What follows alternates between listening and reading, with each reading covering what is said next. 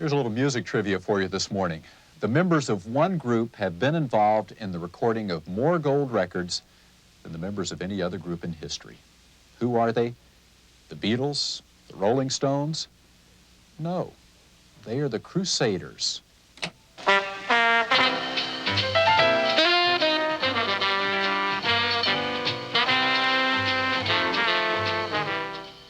Who were the Crusaders?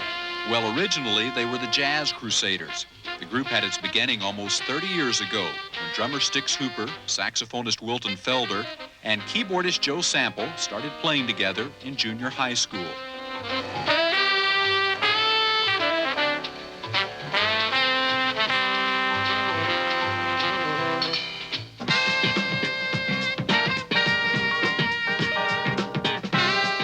Since those early days, the group has gone electric, used a succession of side players, and dropped the word jazz from their name.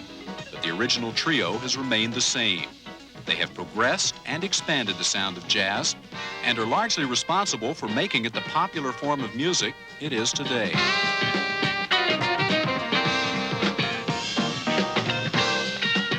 We don't believe in following what someone else is doing. We would rather to be setting the pace or trying to keep the music moving forward and not, have it sitting stagnant because we get bored quite often. Every 3 years, I want to try to do something different. Yeah. And it is difficult.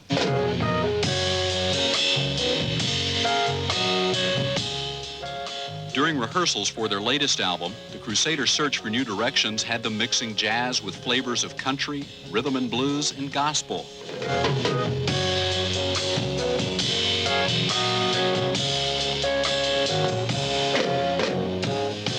The subtle varieties in sound interwoven throughout the Crusaders' songs come from musical roots nurtured in Houston, Texas. Growing up in the Fifth Ward area, they listened to everybody from Hank Williams to Count Basie.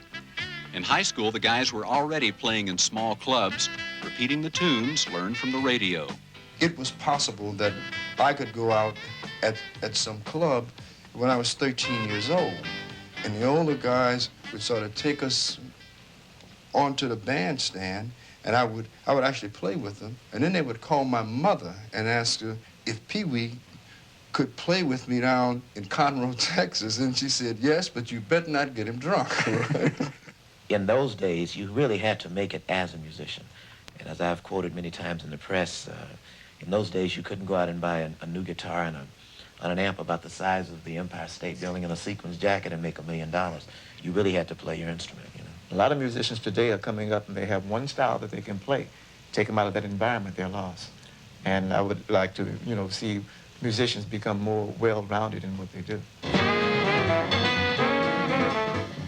Early in their careers, the Crusaders chose jazz as the vehicle for their musical expressions, but they could play any style and play it well.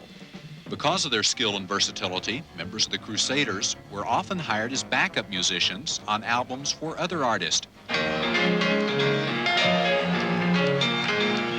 that is how they have been involved in making a record number of gold albums, more than 200 of them, by playing for recording stars like Joni Mitchell, Steely Dan, the Jackson 5, and Seals and Crofts.